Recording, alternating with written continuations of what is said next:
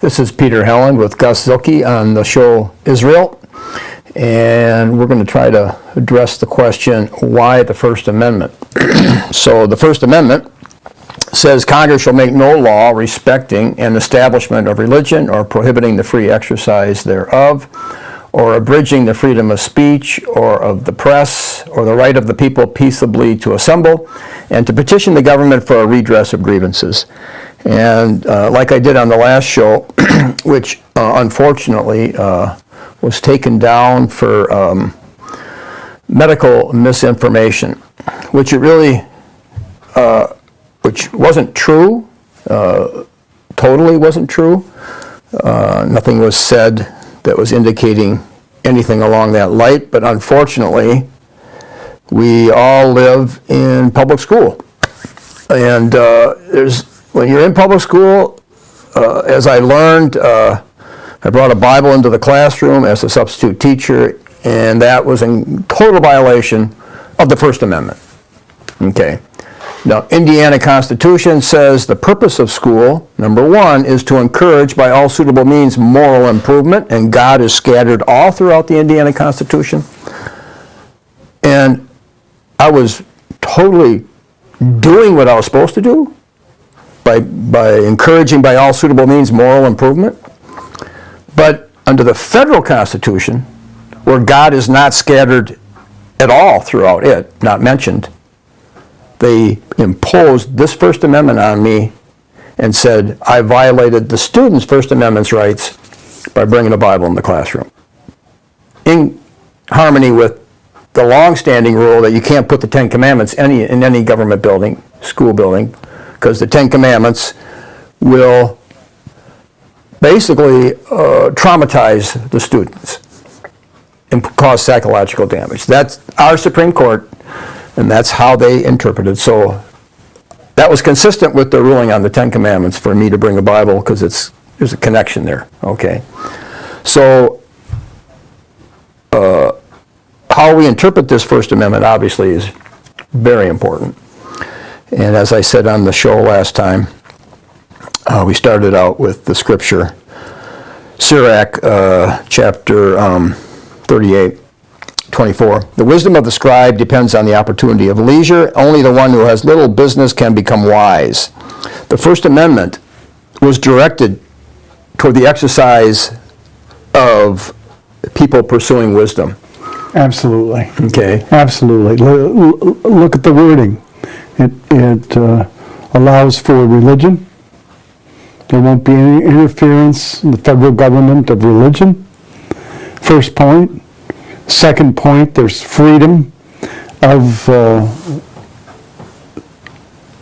speech, and this is really a point of debate. About 50 years ago, there was a big debate about obscenity, and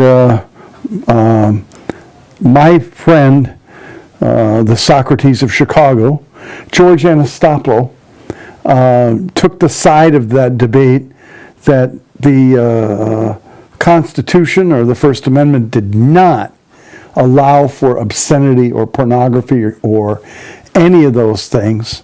It was much more in line with the freedom to have any sort of political debate that people wanted, especially small groups within the culture, minorities. I'm not talking here racial minorities, I'm talking little political groups here. Of course, it could be racial minorities too. The issue being that that the freedom of speech gives the people who are on the so-called fringes of the society the right to speak in the marketplace, to speak in the public square. Now, you've had a lot of experience as a street preacher. I haven't done that much street preaching. My preaching is generally done in the context of religion teaching in a church. And a lot of St. Paul's preaching was street preaching. Right. And Though, there were times that I did some outdoor discussions with people and stuff like that. But you've done a lot of actual street preaching. You've preached in downtown Chicago, as I remember. You've also been up to that place in Madison where The Union. The Union, and it's the Student Union in Madison. And we want to talk about Madison a little bit in this discussion because it has a very interesting history when it comes to academic freedom, okay? But one time you were street preaching in Madison and they asked you to step down because the senator from Russ Feingold was the only senator in the entire. He came in. They had a platform that you could get up, right, and preach. And preach. All the students are down going to there. their classes, Yeah. And but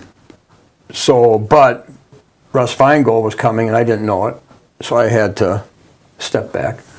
But he was the only. And I remember his main talk. Yeah. Okay, his main point. He said there's Al Qaeda in 40 different countries, and Iraq is not one of them. Why are we invading Iraq? And he was the only senator that voted against it, right? Mm-hmm. And then he didn't get in the next time. Right. I guess people made sure of that. Right. And he was Jewish. So I mean, it was interesting. It is interesting. I guess my point here, is that there's a history of freedom in Madison, and it really goes back to the 1890s when they had a controversial professor who was a socialist, and he wanted to express his ideas. And of course, a lot of people in Wisconsin are not socialists, and they didn't like socialist ideas at all, and they wanted to shut him up. But the university stood its ground with a famous statement about sifting and winnowing.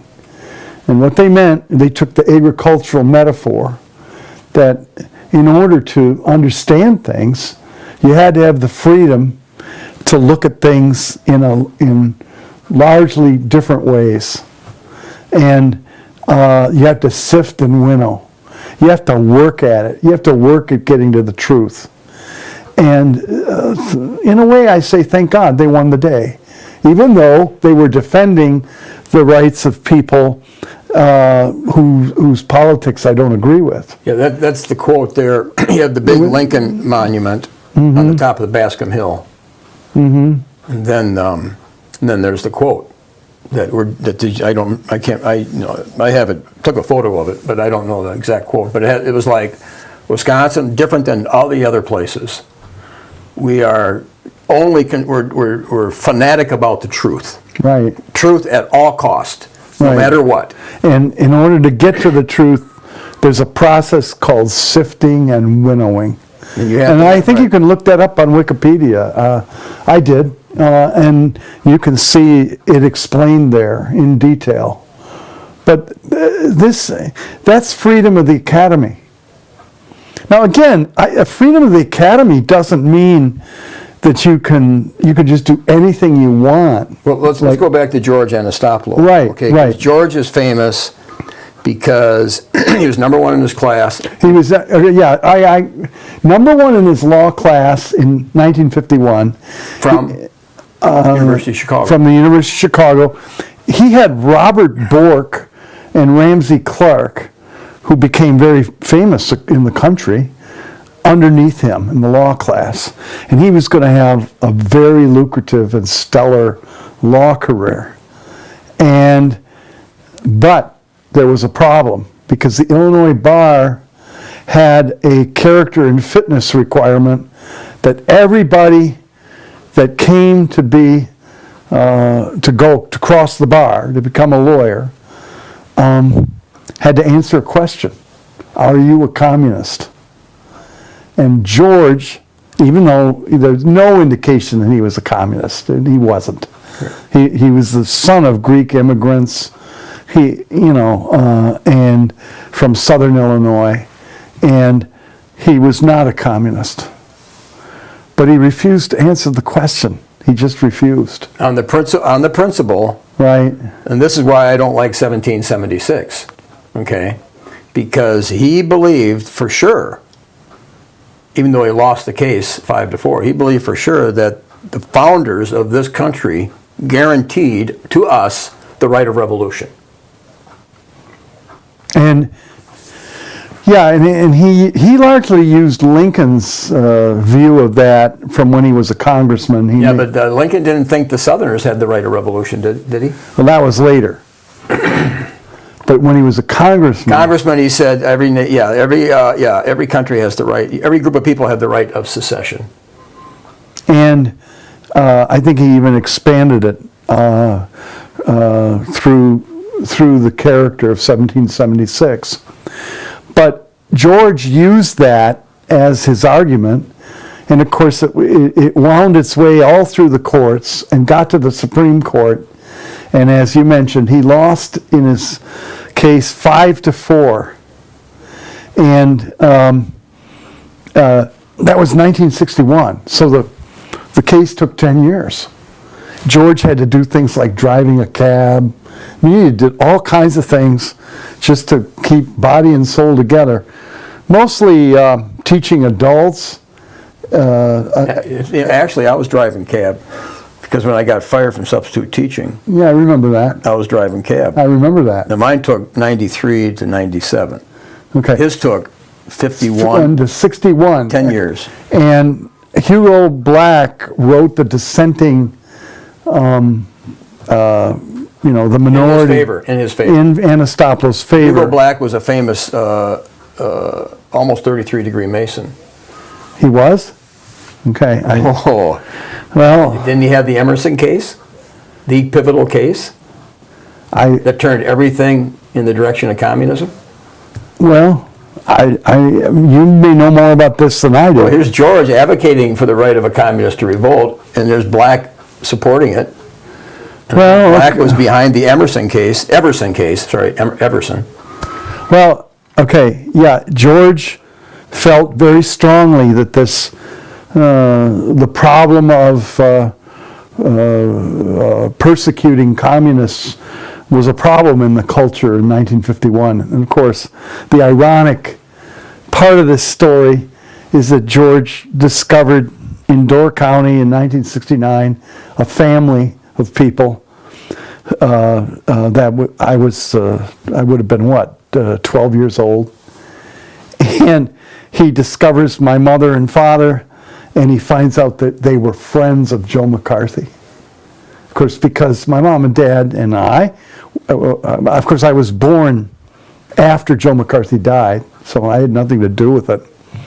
But my parents were from the same city as Joe McCarthy in Wisconsin, and they were friends.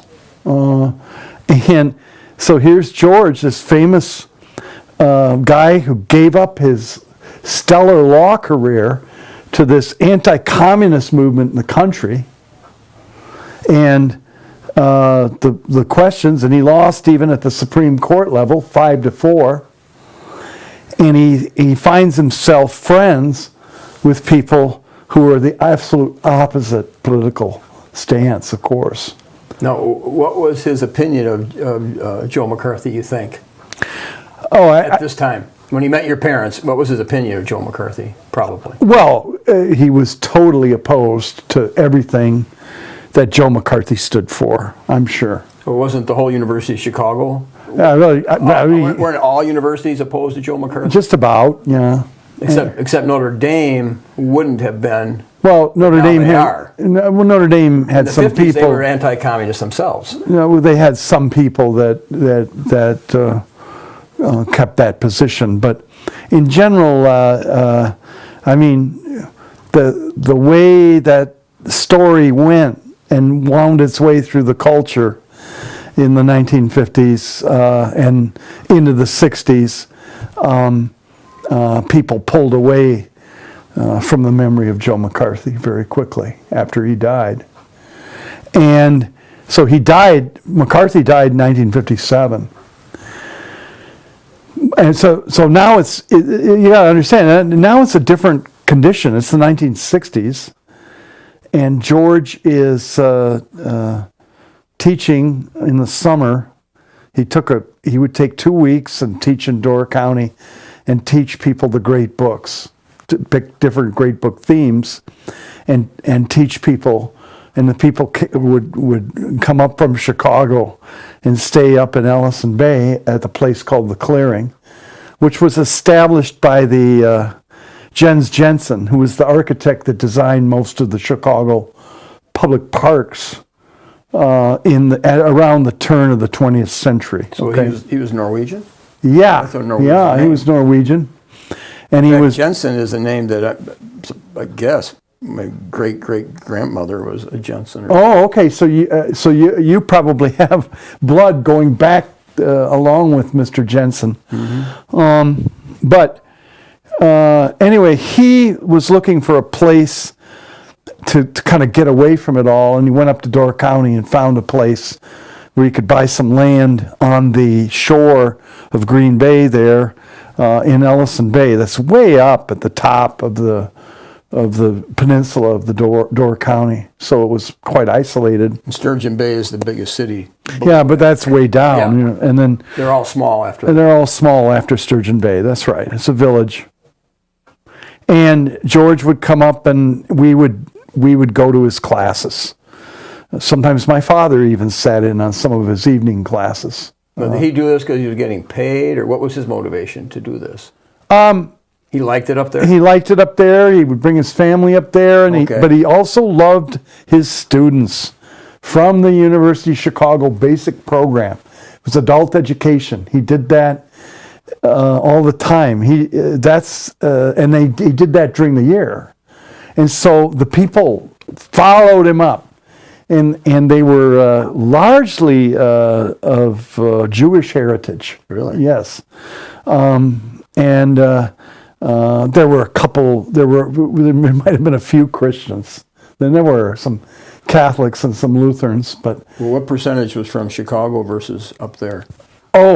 they were all from Chicago except us. Really? Yeah, we stood out because Somebody locally could have joined, right? no, but the Chicago people came up following George, and then we would have to sign up for the class.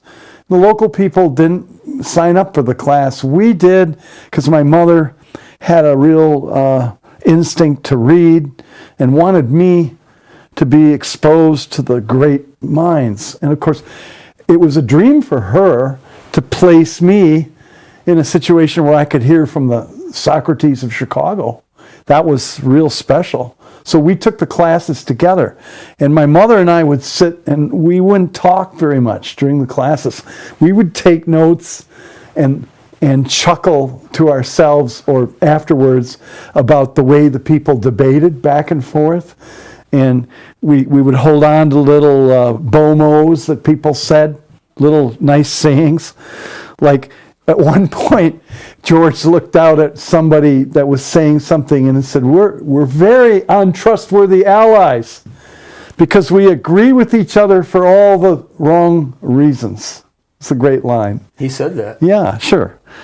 George conducted those classes like Socrates. He would set up questions, and you'd have to follow the question really, really, really zealously.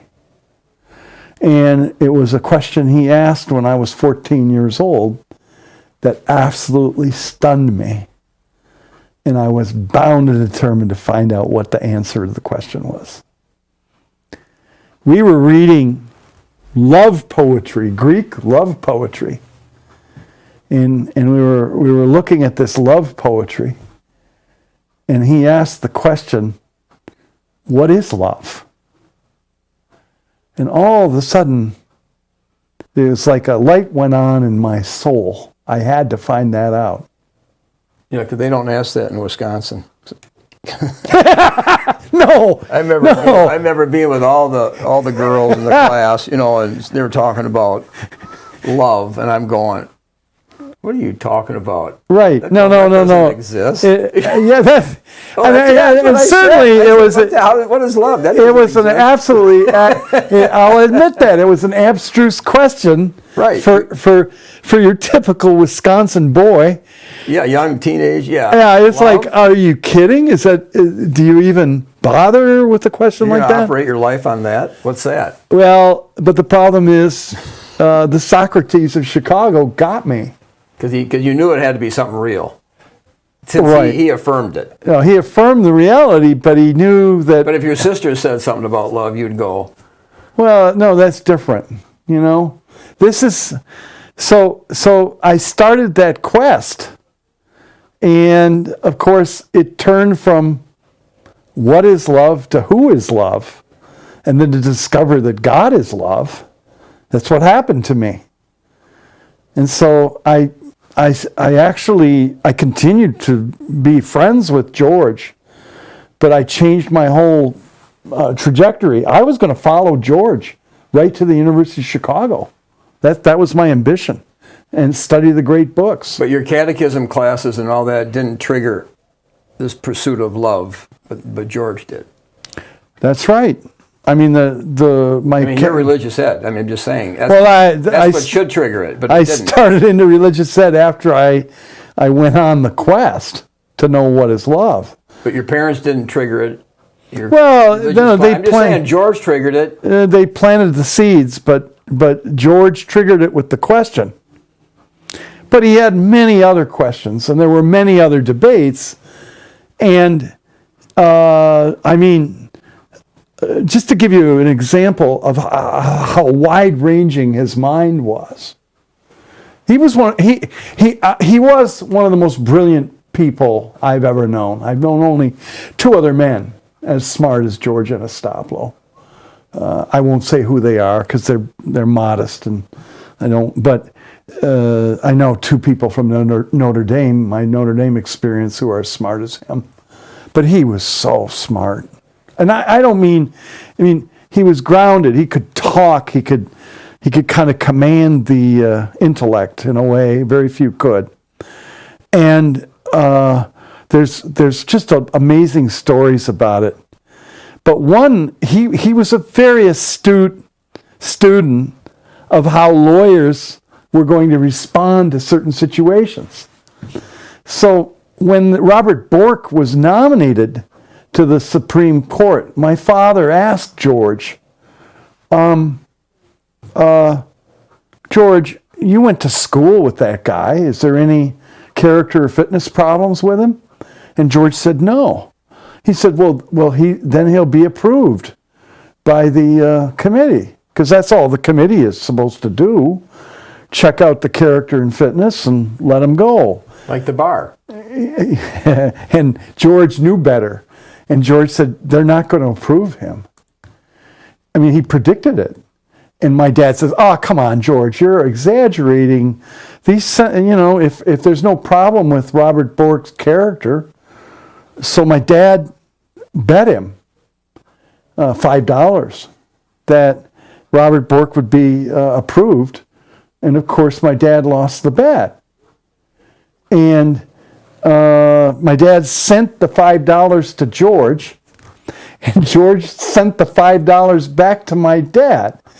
And he wrote at the bottom of the letter with the $5 bill, he said, I do not accept money for teaching my fellow citizens about the way the constitutional process works in our country.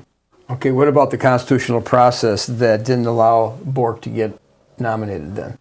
Well, that was George's point. George knew that was going to happen. And there was another story many years later. By the way, I told that story to George, and he asked me to write it up and send it to him. And I had no idea why. And when I saw him at the University of Chicago another time, I said, what'd you do with that letter I sent you? Oh, he said, I sent it to Robert Bork with that story about your dad and me. And Robert Bork loved it, I mean, so that was years later. That was after my dad died. I mean, that was, after 2009. Did he ever say why Bork didn't get in? What didn't they like about him, or what was the process? No, George, what George said? No, I don't. No, George just said, it's not going to go the way you think it's going to go. I mean, George was a student of what was going to happen. Another time, I was really getting upset about Obamacare because of its potential impact on Catholic hospitals, because I was really interested in that issue.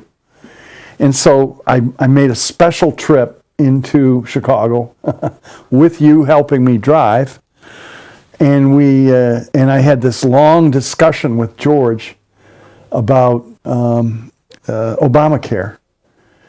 George predicted 3 months before it happened exactly what was going to happen with Obamacare, and he nailed it.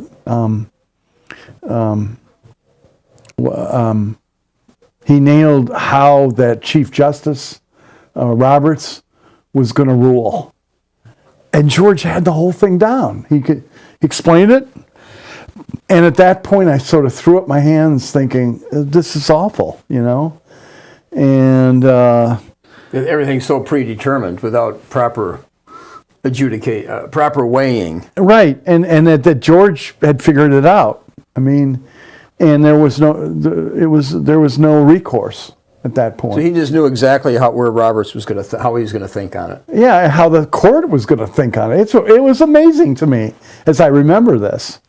He was a real sharp student of the law. Well, if you graduated #1 in your class, and Robert Bork and Ramsey Clark, Robert Bork was considered a genius too. Ramsey Clark was considered something of a legal genius too, and he was the Attorney General for the Kennedys and for a while there for Johnson, right? So he was up there too, but George was the top. And another time I was on a cruise. This is funny. I was on a cruise and I met this real wealthy lady on this cruise. And she was from Chicago, and we were chatting, and I told her I knew George Anastopolo. And she said, we were always so concerned about George's wife and George's children, because George made that horrible decision to give up a lucrative legal career to become a mere teacher. That's what she said. I couldn't believe it. Was he married when he was driving cab? Yes, he was married. He really? Oh yeah, no, he was poor. He was used to the poor immigrant kind of approach to things, and he did the best he could, and he taught classes and different people. He got to know different people, and he made his life as a professor eventually. He went to work most of his time was spent at Rosary College as a political science teacher. Is that where my dad's sister and your dad's sister met? Met, that's correct. Yeah. Okay. They met at Rosary just like you and I met at Notre Dame. And that's right. And it was really interesting. One time we went to a lecture that he gave at Rosary. It was in the summer. It was in the summer after my senior year in high school, and I drove down with my mother, and we pulled into the gas station to get directions, and it turned out that the guy running the gas station had gone to grade school with the president of Rosary College, Sister Candide. And he said, "Oh yeah, Sister Candide, I went to school with her." And he directs us to where to go, because I didn't know where to go. In those days, you didn't have GPS. We went, and George gave a lecture on the trial of Jesus of Nazareth. That was the title of the lecture. Mm. And then after the lecture, we said our goodbyes. We had dinner with Sister Candide and George, and we drove back up. This is just wild, given the current situation. My dad had a radar thing in his car. Yeah, those were popular. Yes, and he also so he could speed. Yes, and he had a CB radio. So what I did is I got on the CB radio and I contacted a guy, And he ended up being the back door, and I was the front door, and I led 25 trucks from Chicago to Ryan Road in Milwaukee. And I said, let's meet at the truck stop there on Ryan Road. And the guy was the back door. He didn't have his semi with him. He was with his wife, and he was Native American, and his name was Whippoorwill. And he would come on the CB, and he would give a call like a bird, and then say Whippoorwill. And I said, Whippoorwill, I want to meet you. So after George's lecture, I led a convoy up to Ryan Road, and I'd never done that before either. Never did it since. But it was just something wild that happened. You know, in light of the fact that there's this big convoy was moving around Canada, it made me think of that. The one time I ran a convoy. It was almost accidental, but I wanted to meet the guy who was in the back door. So we pulled into the truck stop, and we sat down, and we bought Whippoorwill and his wife a meal with my mother late at night at Ryan Road. And we talked about trucking and what the life of a trucker was like. And then I zoomed back up to Appleton. I mean, stranger things, there are strange convergences in life. But long and short of it, we were finished with the discussion. Now we're back to 2000, and it would have been, 2012 maybe? Something like that. And we're finished talking with George about Obamacare. And I'm ready to leave, and he notices one of your books. We're driving him home. Or maybe I grabbed it and said, what about this? Oh, and you handed the book to him, and you said, what about this? Because I couldn't let you be defeated that long. You just couldn't do it, could you? Well, Peter, what was the book about? It was by Griffin. What was his first name? David Ray Griffin. David Ray Griffin. He's a process theologian from Claremont University, and in his retirement, he did a lot of truth work. Right. So he wrote like 5 or 6 books just on 9/11. This is what, right. It was his latest one, given the evidence. Right. On 9/11, and of course, George taught evidence class. Right, as part of his jurisprudence class. But his reaction was like kryptonite. I mean, he just... What is this? And who published this? I mean, it was like he that. wasn't going to believe a thing about this. Right. And he said, well, guys, he looked at Peter and he said, how are things on the fringe? You know, that's how he put it. He was really like... He was getting mean. He kind of tore into you a little bit. But we weren't deterred. No, we weren't deterred. We had already figured this one out. The evidence was overwhelming. And so what happened was he came to a lecture at Notre Dame. Now, Peter wasn't there. I was there. It was a lecture in the government. One of the government professors had him in. He talked about Heidegger and stuff in his lecture. He finished the lecture, and we walked out onto the quad there. Notre Dame, it was the new quad, where the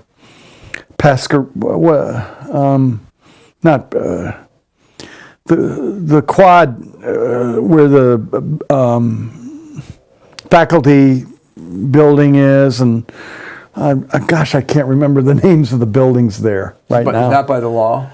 What? It's not by the law building? No, not by the law building. The new quad that goes out north of campus. Okay, yeah, the basketball court. No. I'm sorry. You're right. South of campus. Yeah. The new quad. All those buildings, those newer buildings. Di Bartolo in those places. Right? And we're walking around that area, and George looked at me with the most somber look.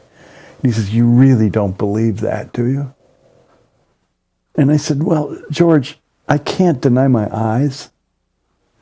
I says, I don't necessarily know a lot about who did it, but the forensic evidence is unbelievable. It's undeniable. Undeniable, and it strikes when you first realize it.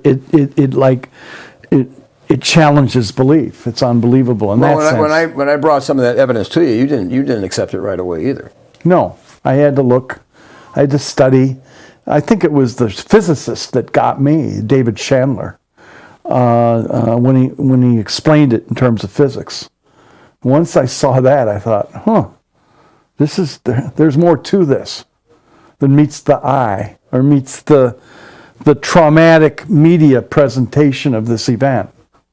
See, I think, like most people, I was terribly traumatized by 9/11. On 9/11, we huddled in our pastor's living room, stuck on the TV, and everyone was silent. They were waiting for me to say something. Yeah, I wasn't that way. You weren't? No, like in other words, when the football coach, and we did very well, but when the football coach would do his pep talk, my other friend who was Norwegian, we just couldn't stand emotional talks. Okay. Can't stand the emotion. When something's important, that's the last thing you want. Okay. Well, we were sitting there, and what I did, finally I spoke up. Everyone was silent. And I said, this looks to be the demonic forces of terror and despair at work. John Donne gave me the words. And indeed, that's true. That whatever you think about 9/11 truth, that was a moment of terror and despair for people. And they sort of gave themselves to it. But that's also the narrative they want to produce. Well, yeah, sure. Yeah, that's right. That's what we found. But running this thing up against the Socrates of Chicago was kind of a surprise moment. Then all of a sudden, George starts calling me and says, "Would you send me any CDs or any information you have on this 9/11 truth stuff?" I says, "Okay." And so I went to you and got some of the architects and engineers stuff. What's that gentleman's name? The architect from California. Oh, from San Francisco? Yeah. The guy that runs at Gates? Or It's not Gates. It's what's his name? You should know it, but anyway. Anyway, he founded the group. Right. He founded Architects and Engineers for 9/11 Truth. Yeah. Anyway, George got those. I sent those to him.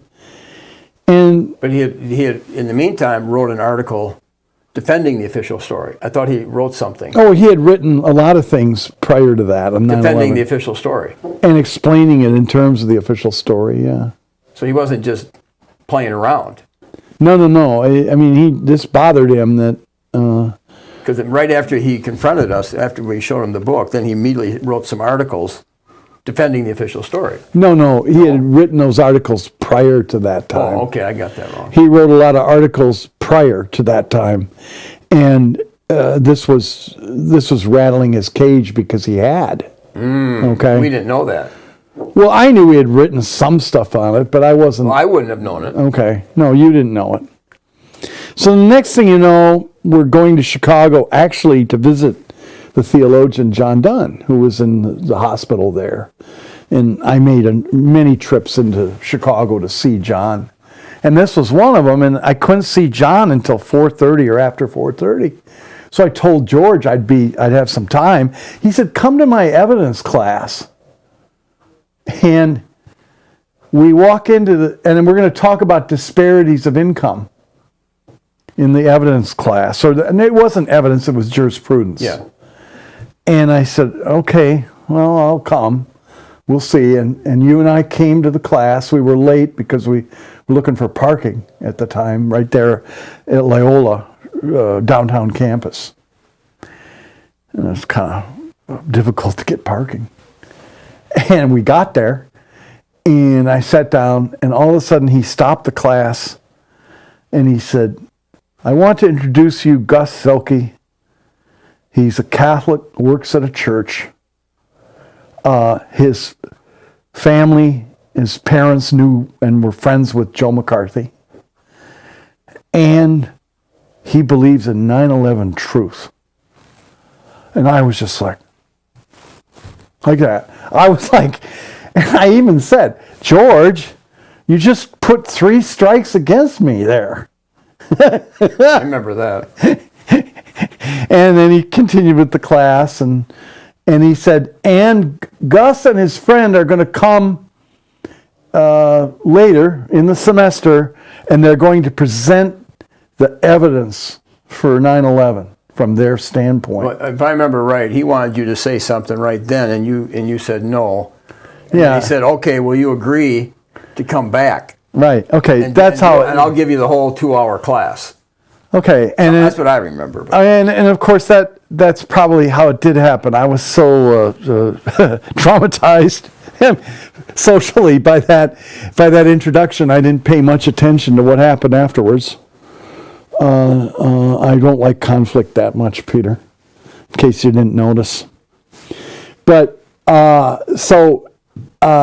we came back in, was it late November? It was right before Thanksgiving, I think. Mm-hmm. And we did give the 2-hour presentation on 9/11 Truth. And by the way, the guy's name is Richard Gage. Gage. Gage. That's why I said Gates. Yeah, Gage. Richard Gage is the guy from A&E in 9/11 Truth. But anyway, we gave the presentation, and it went very well. And Peter, you did most of the talking. I did a little bit, but you did most of it. Well, I had been tracking it quite a while. Yeah, and you knew it better. That was true. And I didn't mind that, as a matter of fact. But George had a very deep respect for you. I noticed that when we were driving back to his house. We drove him back, and I'll never forget this. And he says, yeah, we'll take the outer drive. Well, the outer drive, that's how old people talk about Lakeshore Drive. Mm. He says, we'll take the outer drive. And we did. We took Lakeshore Drive and drove right back into his neighborhood from Loyola. And we had dinner with him and Sarah, and we talked, and then we drove back to South Bend. And I saw him. We saw him a couple more times. Did we know that was his last class? Were we told? Did we know when we were given the presentation? Okay, that is kind of an interesting story. He did not reveal to me how sick he was, but one of his relatives called me and said, he's very sick. So then I realized that he had turned his last class at Loyola over to you and I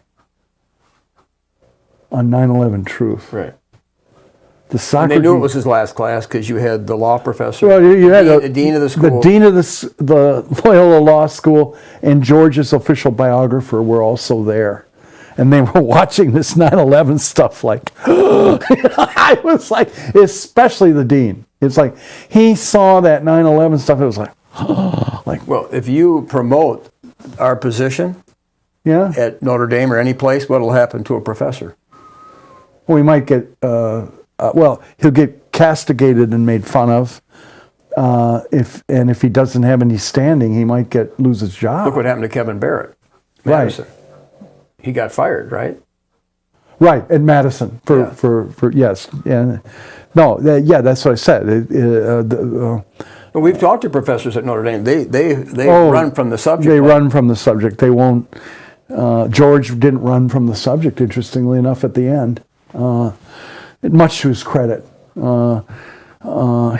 realized, I think, that this was going to be the next free speech problem. Again, he knew how people in America think toward the law.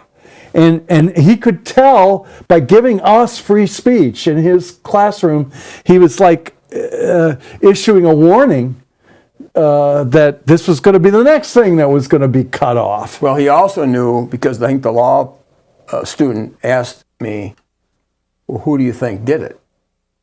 And I had the two books, one by Kevin Ryan, right. The other 19, and then I had the guy from Schaumburg, Illinois.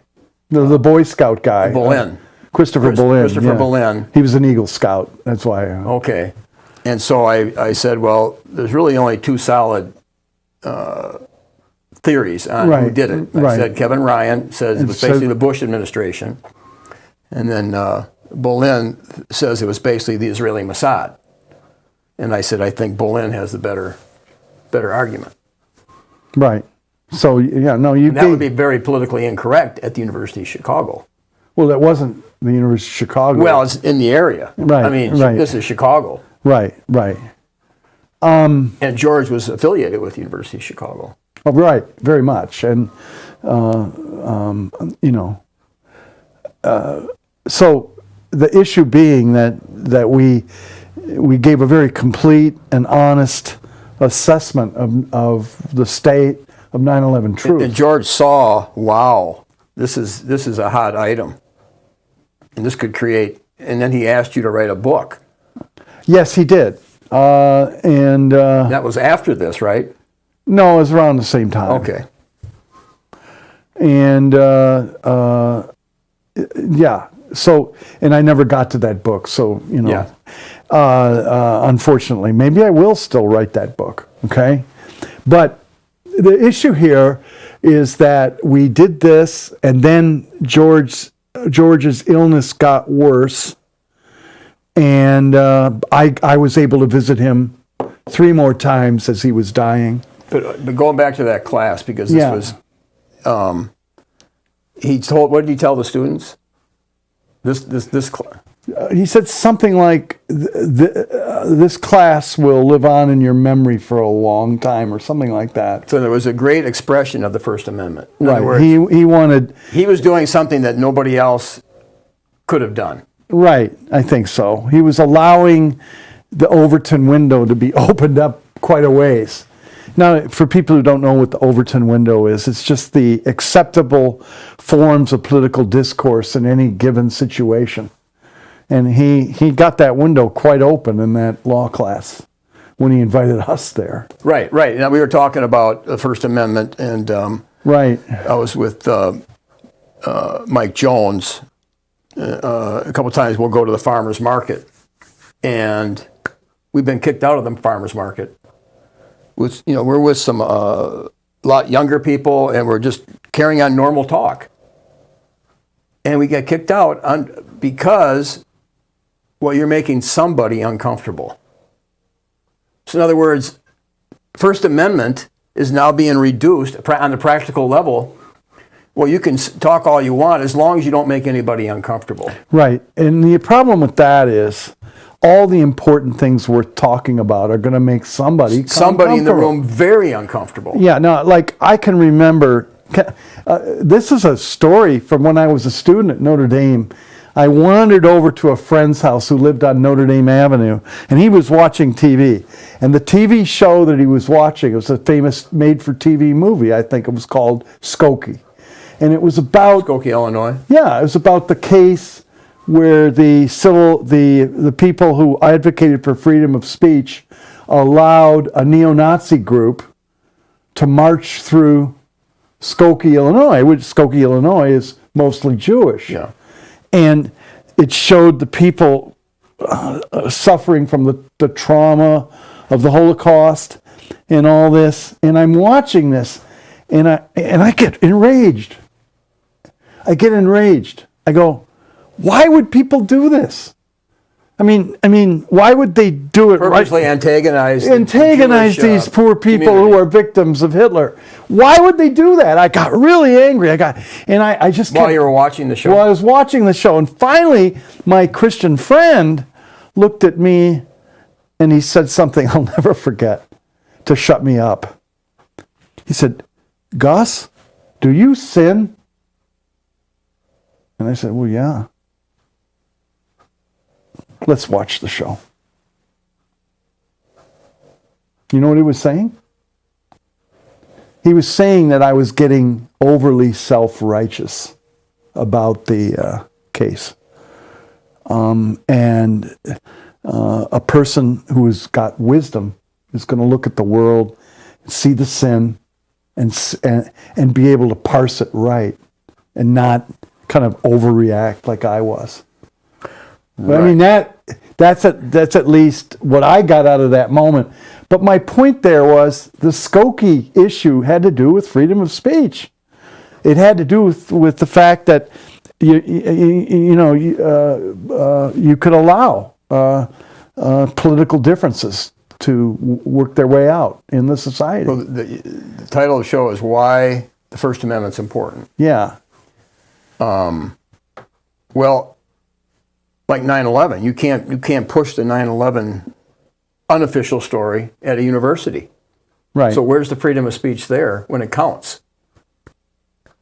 So it's important, but if even a university doesn't allow a discussion on the things that are critical, which Right. they tend not to nowadays, don't we have a real problem? Yeah, no, that's so we have, it's a double problem. First of all, at this point, we have some people who are actually repressing speech, free speech, like, quite frankly, what happened to you last week on the on your YouTube channel. Okay, right. That's the war on representative government, and what happened to me is directly a war on representative government. Because, okay, is there a connection between the First Amendment and the representative government? Yeah, there sure is. Because for Anastopolo, once again, he wrote a 700-page book called The Constitutionalist Notes on the First Amendment. So he became one of the scholars of the First Amendment.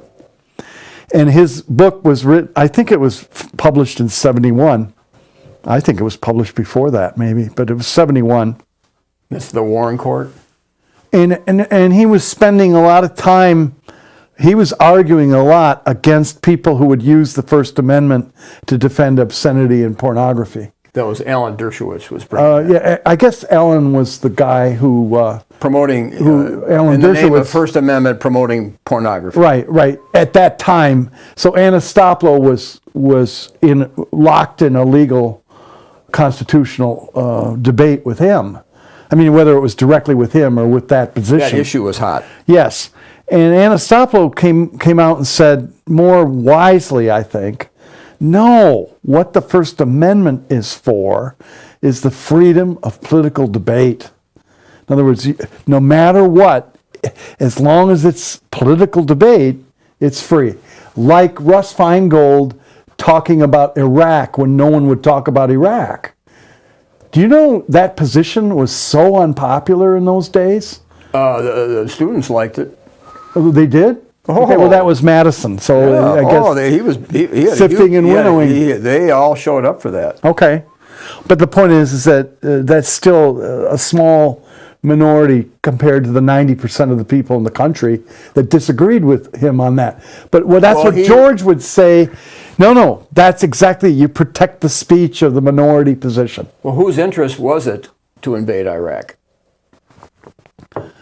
Oh. Or what interests were behind promoting the invasion? In hindsight. In hindsight? Now we know in hindsight, don't we know more? We certainly do. People like Lawrence Wilkerson and some of those others have pointed to the... Wasn't it the neocons? The neoconservatives. Feingold went against them. And Feingold was... And they wiped him out in the next election. They had to make sure they got rid of him, I guess, because the foreign policy of our country has been dominated by neoconservatives. And he was like the only one willing to take him on. One guy, yeah. They all chickened out besides him. He had the guts to take him on, and he paid the price. Yeah. I guess that's a sort of a thing for certain people from Wisconsin, isn't it? But nevertheless, we're getting off of the Anastopolo story. Yeah, right. But now we have Ron Johnson. Oh, Ron Johnson. Yeah. Interesting. He's a very interesting political figure of our time, I think. Well, he's had Dr. Malone on. Right. And Dr. Malone has written on it. And Dr. Corey.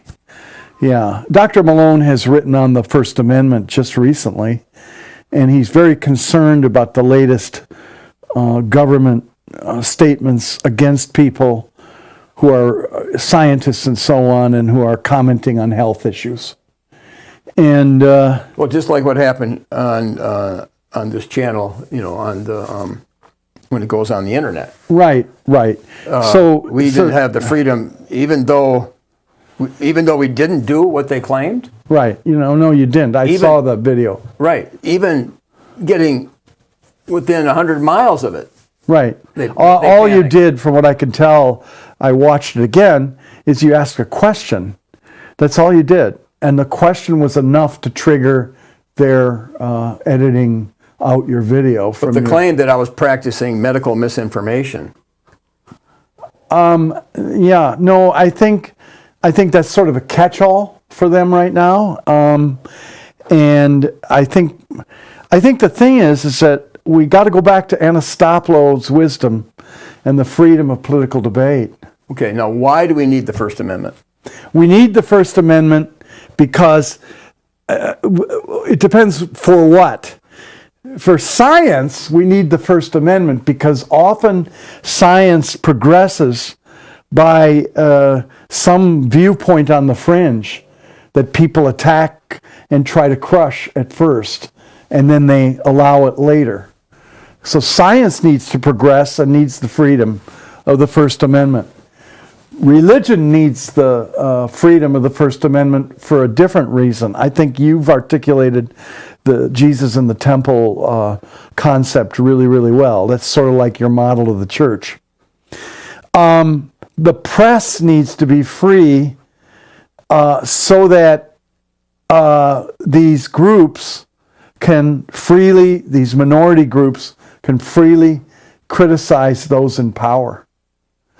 And that holds power accountable to truth in Which they some way. totally have not been doing. Well, a lot of them, yeah, but we do have the alternative media, but even that's being censored. But the issue is that I just plead, would people with legal wisdom come and help our country and reignite the First Amendment? That's what I think is needed to happen. Well, in my I'm a case- religion teacher. And I can't. In my case, I couldn't find an attorney, so I had Right. to go to every group, I didn't have any money, and so I couldn't find a group. But the bottom line was there was no local attorney that would take on this case unless you're going to pay him a ton of money. They weren't driven by altruistic motivations. They were driven by making money. We need people to set aside money interests here and just fight for the truth. Does anybody hear me? Set aside money and business interests and go for the truth.